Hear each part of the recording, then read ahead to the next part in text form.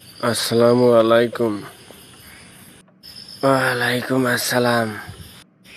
এই মসজিদে যে ইমাম নিয়োগ দেওয়া হবে তার জন্য আপনি সম্পূর্ণ প্রস্তুতি নিয়ে আসছেন তো? আলহামদুলিল্লাহ, আল্লাহ যতটুকু আমাকে জানার তৌফিক দিছে ততটুকু জেনে এসেছি। আপনি আমাকে প্রশ্ন করতে পারেন ইনশাআল্লাহ। আচ্ছা বলেন তো, শুক্রবার মসজিদে আপনি কি খুতবা দিবেন?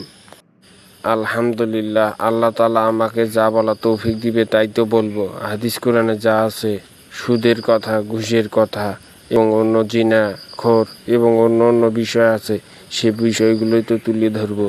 আল্লাহ যদি আমাকে ইমাম নিয়োগ করে তবে আমি সত্যি কথাগুলো তুলে ধরবো ইনশাআল্লাহ।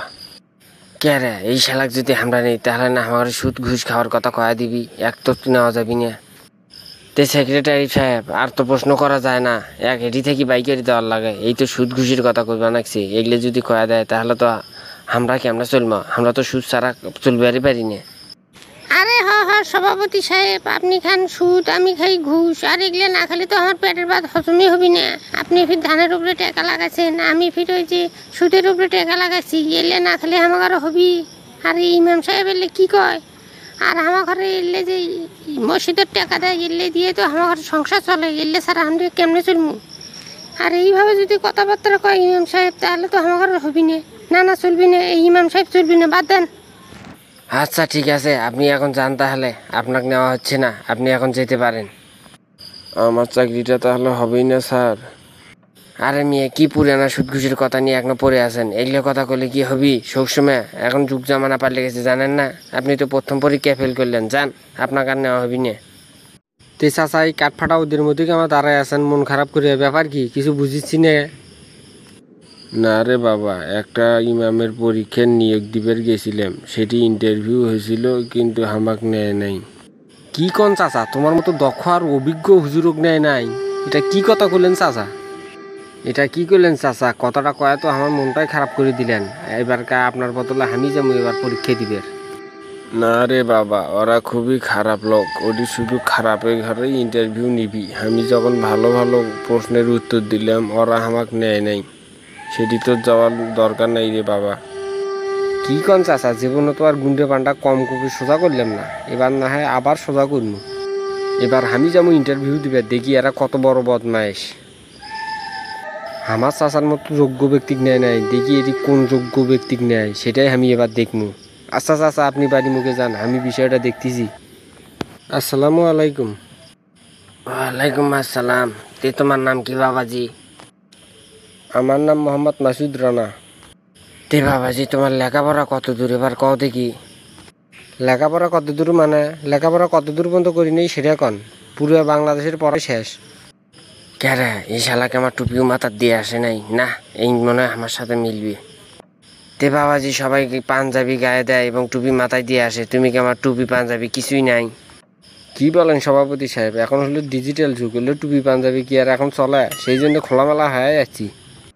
তে সেক্রেটারি সাহেব কি কন? এটা ইমাম তো আমার কাছে ভালাই মনে হওয়া নাকছে, দেখি এক দুই চারটে প্রশ্ন করি, কি কন? ঠিকই আছেন সভাপতি সাহেব, এই হুজুরটাকে আমার কাছেও ভালোই ঠেকবে নাকছে। তে কি কন, আপনার মতো যেটা আমার মতোই ওঠে, আমার কাছে তো ভালোই ঠেকবে নাকছে, আপনি কি কন? তে বাবাজি, তোমার প্রথম প্রশ্ন, কত আমরা যে মাঝে মধ্যে বসি মুতি, টিস্যু ব্যবহার না করলে আমাদের কি নমাজ হবি? আরে এটা কি বললেন সভাপতি সাহেব, এটা তো খুব সোজা প্রশ্ন। আমরা তো সবসময় মুতিই থাকি, কিন্তু মুতির পাশাপাশি সবসময় কি আর কাছে টিস্যু থাকা? মাঝে মধ্যে দেখবেন আশেপাশে ঢেল ঢুল পালে কুলুপ করবেন, না করলে নাই, এতই চলবি। না রে, ইমাম সাহেব কোন আমার খুব পছন্দ হয়েছে, একই ইমাম বানান লাগবি। তে কি কন সেক্রেটারি সাহেব? কি আর করবেন, এই হুজুরে ফাইনাল করে দেন, এই হুজুরে থাকবি আমার ঘরে মসজিদত, এই ম্যামে দরকার। তে বাবা, তোমার দ্বিতীয় প্রশ্ন, কত শুক্রবার মসজিদের বয়ানে তুমি কি কবা? আরে সভাপতি সাহেব, এগুলা আবার বলার লাগে নাকি? আমি সভাপতির কাছে যাব, সেক্রেটারির কাছে যাব, কেশিয়ারের কাছে যাব, মসজিদের নামাজ শুরু হওয়ার আগে যে কোন খুতবা দেওয়া যায় আপনারা যেটা বলি দিবেন, আমি সেটাই মসজিদে বলবো। না রে, ভাগ্যক্রমে পাইছি একটা ইমাম, এই ইমামে আমার দরকার। তে বাবাজি, তোমার কাছে সর্বশেষ প্রশ্ন, 3 নাম্বার প্রশ্ন, তুমি একটা সুন্দর একটা সুরে কও তো। আচ্ছা বলতেছি। আউযুবিল্লাহি মিনাশ শাইতানির রাজিম বিসমিল্লাহির রহমানির রহিম আলহামদুলিল্লাহি রাব্বিল আলামিন ওয়ালাদ-দাল্লিন। আরে সেক্রেটারি সাহেব, এই হুজুর না খুব দেখি ফাস্ট, এত তাড়াতাড়ি সুরেগুলো শেষ করলো। আমরা তো সুরের কিছুই বুঝি না, একটা দুটো সুরে ছাড়া জানি না। আর এই সুরে যে এত তাড়াতাড়ি পাঠ করবে আগে তো ভাবি নেই। এই ইমামে তো আমার দরকার, কি কন? ঠিকই কইছেন সভাপতি সাহেব, এরকম হুজুর আর আমরা পাবো না। এই যে আমার 5 মিনিটের সুরে 2 মিনিটে শেষ করে দিল, এটাই মনে হয় পারফেক্ট, এটাই আমার দরকার। আচ্ছা ঠিক আছে হুজুর, আপনি আজকে ওঠেন তাহলে, কালকে থেকে আপনি আমাদের মসজিদে জয়েন করবেন, আপনি ফাইনাল। আরে কি বলবো দুঃখের কথা, এই সভাপতি সেক্রেটারি এরা সুদখোর ঘুষখোর হয়া এই বাংলাদেশটা ধ্বংস করে খাইতেছে, মসজিদের টাকা পর্যন্ত মারি খায়। আরে আমি এরা মিথ্যে করি, এরা ভুল ভালো একটা সুরে করলাম, 1 মিনিটের সুরে আমি 1 সেকেন্ডে শেষ করে দিলাম, এরা সেটাই সত্যি বলে ভাবি নিল। এর কারোর মতো খারাপ কি আছে? আর আমার চাচা এত বড় একটা যোগ্য ব্যক্তি তাক নিল না, এরা কত বড় খারাপ।